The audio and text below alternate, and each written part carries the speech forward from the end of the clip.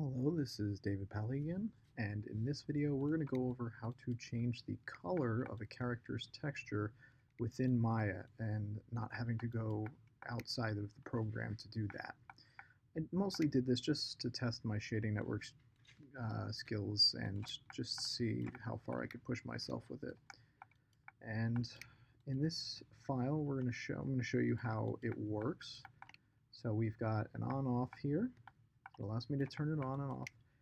And you don't pay attention to the kind of weird shadowing that's happening here. This is just kind of, this is an issue with directly connecting into a ramp node, kind of causes the texture file to lose its resolution a little bit.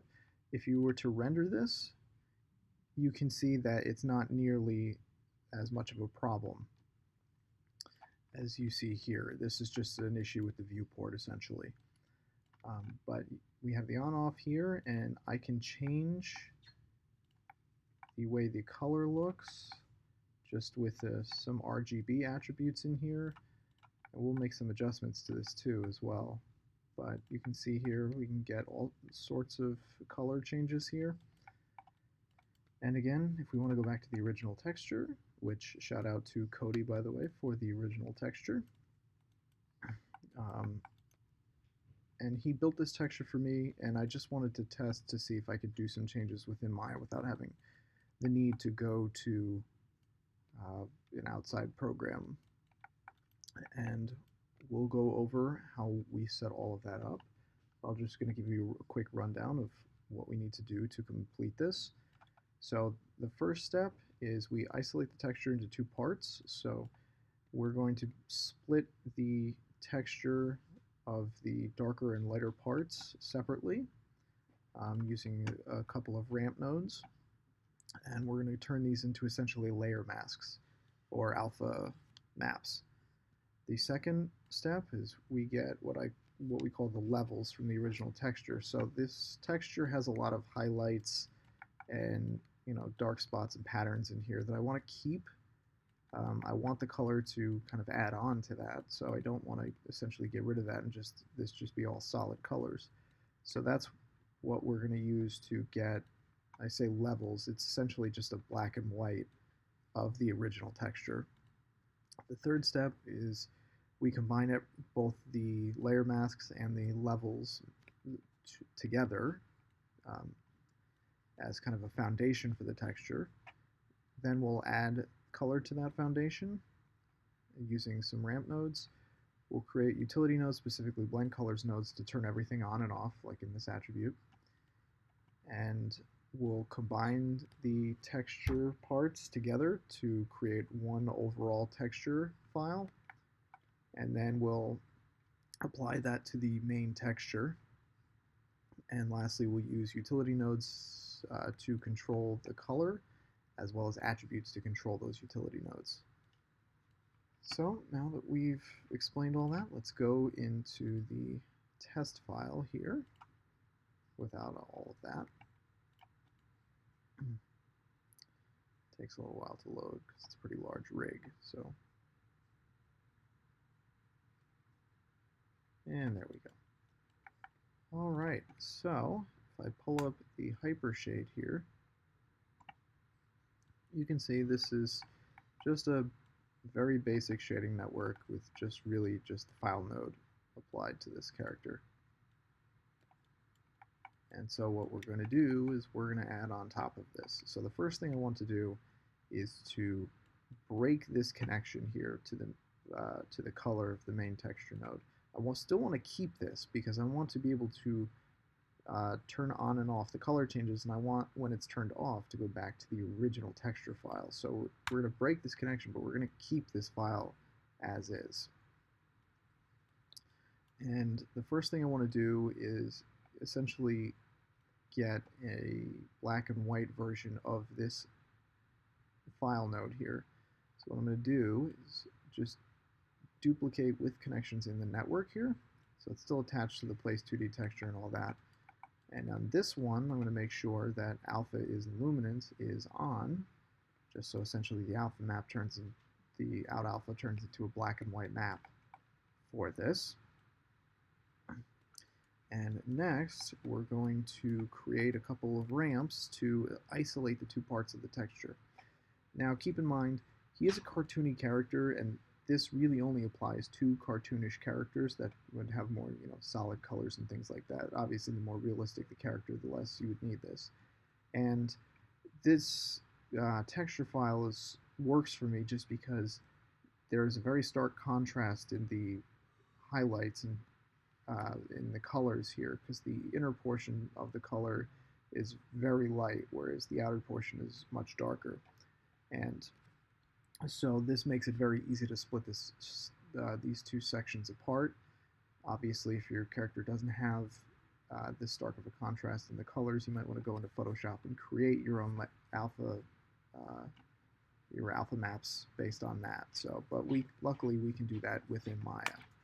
So we're going to create a couple of ramp nodes here. Get rid of the Place 2D texture, and we're going to call this one just inner outline ramp,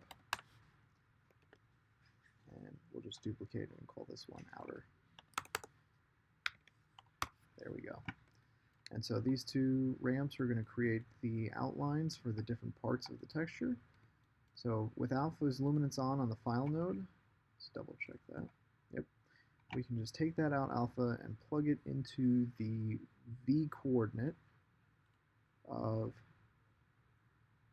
the ramps here. Oops. Okay. So you can see now we have a black and white map. Now you can plug it into the U or the V. Just make sure if you do plug it into the U, you change the type here on the ramp to a U ramp. We plug it into the V coordinate because by default it's set to V ramp for the type. And so now what I want to do is adjust the levels on this ramp so the two sections are basically just black and just white. So I'm going to up the white here just to get the inner portion here as bright as possible because we are on the inner ramp. And I'll crank up the black here. Might want to push this back a little bit, something like that. Really push it so we're getting just white and just black. Excellent. Might want to remember the positions too. This might make it easier. So 4, 5, 5, and 4, 3, 3. I'll just put that 4, 3, 5. There's some nice round numbers there. So we're going to do the same thing for the other side. So this is for the outer part. So what we're actually going to do is we're going to flip the values here. So that way we make sure that the outer portion gets the white color. And we're going to plug in the same values here on the other ramp. So 4, 3, 5 was for the left side, and 4, 5, 5 was for the right side. This just makes sure that the maps kind of line up with each other. Because if these are off, it might create some unusual kind of lines in between the parts of the texture here. So we have our two alpha maps. So the next thing we're going to do is create what I call the levels map, and that's just getting essentially the dark parts or the blacks and whites of this texture. So we're going to create ramps again. So we're going to call this inner levels ramp. Duplicate it. Okay, there we go. And all I'm doing here is plugging in the out alpha into the V coordinate, just like I did before, but this time I'm not going to mess with the levels of this. All I'm really getting here is a black and white map here. That's all I really want. And in fact, you really only need to have one of these because we're only just trying to get the entire map in black and white. So I just like two of them just because it can keep everything separate here. So now that we've got the outline and we got the levels, now we just need to combine these two together. So I want to have a map of the black and white with half of the texture blacked out. And the easiest way to do that is a layered texture. This is a very useful node as far as just getting a quick, color and alpha mask. So I'll just call this outer. Let's call this outer combo. We'll duplicate this and call this inner combo. There we go.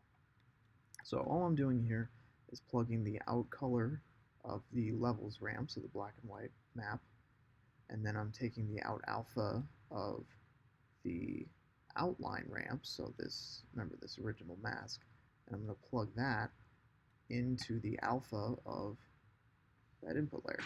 So now you see not only do we have the outer portion here, actually, I did that to the wrong one.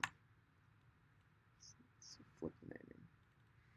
Make sure inner is going into inner, so out color to color, and out alpha to alpha. Okay, so now we've got the inner portion here, just the inner portion. You see the outer portion has been blacked out, and the levels of the text, the original texture, are in the visible portion here. So it's exactly what we want to see. So we're just going to do the same thing for the other side. And there you go. You see the inner portion of the texture has been blacked out, and the rest is still there. Alright, so now that we got that combined together, now we can plug in the ramp to add our color.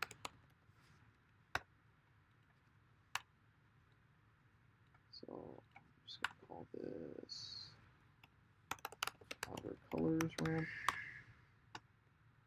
and we'll call this inner colors ramp. There we go. So I'm going to take the out alpha here, because it's still just black and white, so you can use the alpha, that's fine. Or you can use the color, I'd rather use the color here. And since it is black and white, you can use any of the RGB, because it has to be one of these single outputs. It can't be the entire out color, that won't work connecting into the B coordinate. And since it's black and white, you can use any of these, so I'll just use the out color R. Okay, so now you can see it there in our material viewer, and at this point, right here under the white color is where we would add our color. And if I crank it up to red, you can see that the red is now affecting the part of the texture that's visible. And so that's how we're essentially going to control the color. We're going to set up some attributes to control the RGB values of this specific color in the ramp. We'll get to that after the rest of this is all connected and done. But now that we've got that all hooked up, now we can move on to the next thing. So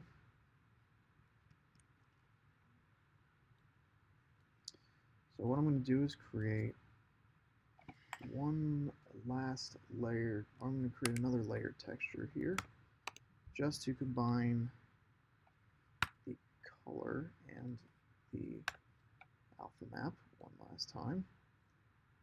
So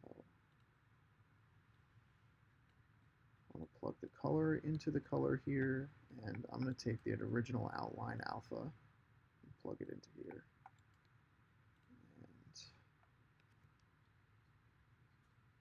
so I'll just call this inner color layer texture. Duplicate this, and we'll call this outer color. We're going to do the same thing, just plug the out color into the color here, and the out alpha of that outline ramp into the alpha of this one. Alright, so now that we have that, Now we're going to create the utility nodes to turn this on and off. And I like using blend color nodes to turn on and off because it's very simple. So we're going to plug the out color of this into color 1. And we're going to plug the, oh wait, first let's name this. So we'll call this type on off. Let's duplicate this and call this outer on off. Color into color 1. There we go. And as far as color 2 goes, we're going to take that original color file, so the original textures, because I want to be able to turn this on and off once, and when it's off, I want it to go to the original texture. So we'll plug the out color of that into color 2. There we go. Now it's going to look a little weird right now. It's going to look kind of murky and gray and all that. But once we adjust the blender here, then we'll be able to, fix these and bring them to the right colors.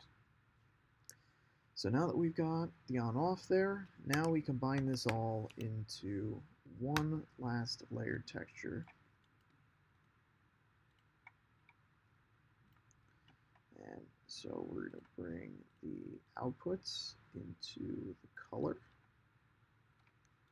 And we can take the out alpha of that layered texture and bring it into here. And I can always add an extra layer in here. So all you have to do is just click one time in here and it adds a second layer, second input. So I'm going to drag the outer color into color there, and the out alpha of that layer texture into here. Alright, so we've essentially brought everything together. We've combined everything. I'm just going to call this final. And at this point, all we would need to do is connect this into the original texture node. So this guy, I'll bring out color into color. And there we go. Looking nice and bright there. Now if you see some lines here, you can always adjust the original outline ramps that we have over here. You can always kind of take these, so the attribute over here, you can always take these ramps and adjust the values as needed. So if this is too much, I can always kind of move the colors around on those outline ramps until this little line here kind of goes away. Alright, so now that we've got the texture done, first thing we need to do is fix the on-off in here so the colors line up. And we're going to do that with a simple set-driven key, so I'm going to select these two and open up the set-driven key here. Now before I do that, I need to make the attributes for this guy. So on the master control icon here, I'm putting it on this one. You can put it on the center of gravity if you wanted these attributes on something that's going to go with the character. But I'll just put it on the master control icon for now. Now at this point you should know how to add attributes via the add attribute window here. I'm just going to use my own custom tool just because it's a lot faster. So I'm going to create a separator attribute for starters, and we're going to create the on-off attributes here. So I'm going to create actually one attribute for each section of the texture. So give this a min of 0 and a max of 10, because I always like going to 10. And we'll do inner on off and outer on off. Okay. Go back and make separator attributes, and I'm going to add the attributes for the color right now. So I'll just do inner color controls, and we're going to create attributes for RG and B. So inner R, inner G, and inner B. And I'm also going to create an attribute to essentially multiply the value, because this texture, this outer texture is dark, and if you want to lighten it up, we want to be able to kind of crank the values for the color. So we're going to call this inner value mult. Now I like using RGB. I've tested it with HSV. It doesn't really work as well.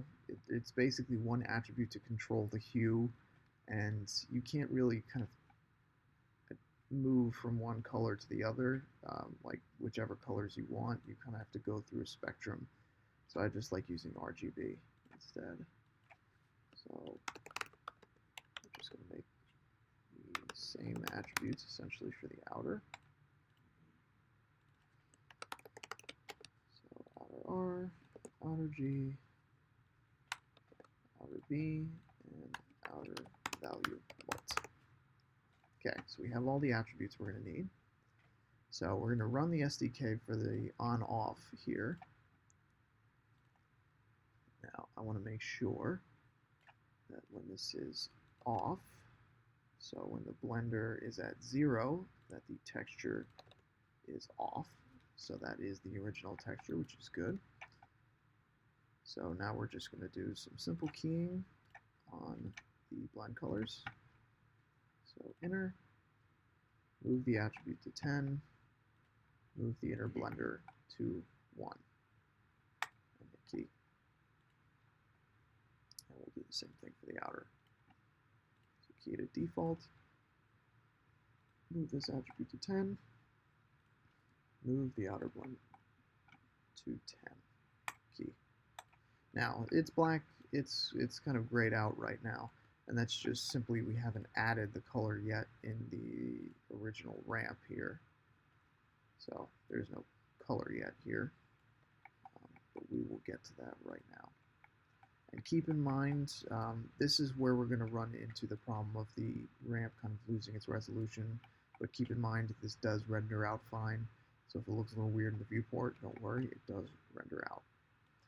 So to control the color on the ramp, we're going to create just a simple multiply divide node.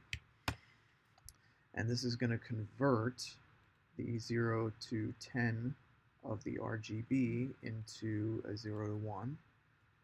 Now you can create just 0 to 1 attributes, but I like the range of a 0 to 10 more than a 0 to 1.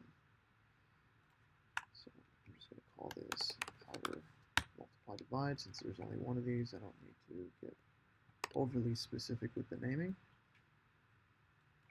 Just call this inner. Okay. So we're going to directly connect the attributes in here. So go window, general editor, connection editor, reload these to the right, main icon here, reload the left. So we're going to take these inner RGB and plug them into their respective multiply divides. So RGB, outer R, G, and B. And we'll get into what the outer value multiplier does in a little bit. Okay, so now these are connected into the utility nodes. Now to get them to 0 to 1, I'm just going to put 0.1 in for the input 2. It's basically the same as dividing by 10, but I like using multiplication rather than division because it calculates faster. And now we're going to plug the output of this into the ramp. Now, we don't really have much here in terms of input connections, but I hate that right-click problem with Maya. But now we'll right-click on the node and go to Show All Attributes, and you can see we get a lot more here. But most importantly, we get Color Entry List, which is where we'll connect the output here into, because the color entry list is referring to each color here. And color 1 is in reference to the white here. So, and we got position and color here, so I'm just going to plug the output into the color. Now, it went black, which is just simply because we haven't turned on any of these RGB attributes yet. I'll turn that on. Now you see here the texture has lost its resolution.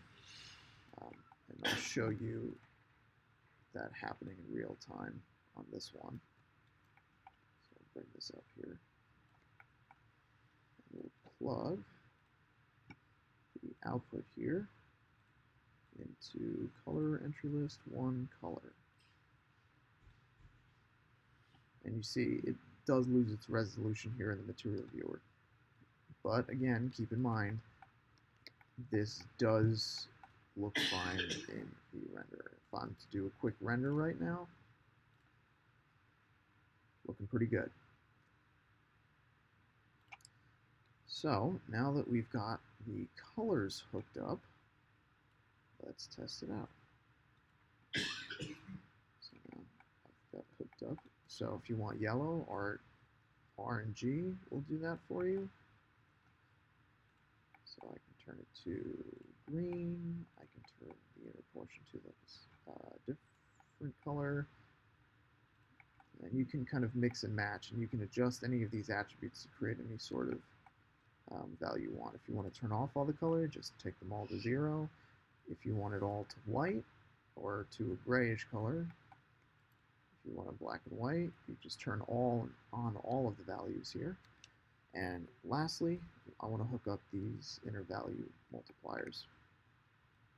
So what the inner value multipliers are going to do is they're actually going to adjust the values in the input to x here, because this dividing by 0.1 will essentially put the value to 1, but within the confines of the layers that we originally created, so the original darks and lights of the original texture. So if I up these input 2 values to something like input 4, you see it jacks up the value, and so instead of a dark gray, we now have white. So that's essentially what we're going to do here. So I'm going to take these multiply divides, run a quick set trim key. So we'll load driver here. And so the inner values, I want to keep the default at 0.1. I mean, you can adjust it if you wanted to. You can turn them to 0 if you want to keep them black, but that's too many attributes to turn it to black. I don't want this to turn it to black as well as turning all these off to black. So I just want to keep this kind of default at what I originally had it. So it's going to be at 0.1. So we'll key these. And then I turn the inner value to 10. I'm going to bring these to 0.4 because that's pretty much the highest value you're going to need. It basically turns it white. You can go a little bit higher if you need to. I don't really think you will, but so it turns it to 0.4, and we'll key it. There you go. And we'll do the same for the outer portion here. So we'll key it at 0.1. And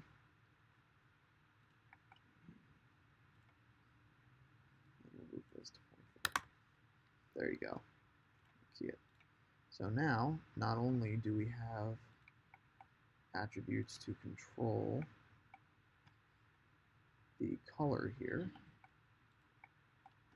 I now have a multiplier to essentially brighten the initial color because this outer texture is fairly dark.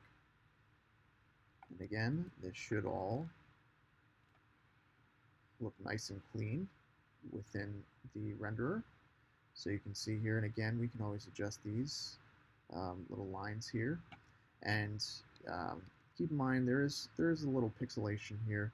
It is the overall quality of the texture too, so it's kind of the texture is a little bit lower quality, so it's not going to look as clean. And obviously, the higher res the texture, the cleaner this will look. But yeah, that's how we set up the color changer. So hope you enjoyed it. I enjoyed making it, and I liked testing myself for here. And enjoy.